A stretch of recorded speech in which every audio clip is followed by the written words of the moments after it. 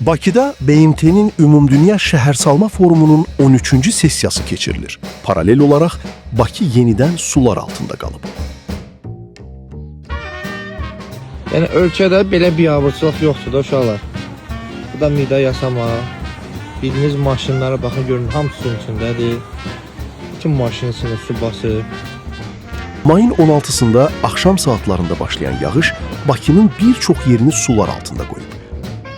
Daşan kanalizasiyalar, az qala qayıqla keçilə bilən küçələr. Bax, gör nə gündədir, bax. Gör, lükün ağzından daşır su. Burada heç, Sapovun da heç xeyri yoxdur. Buna bax.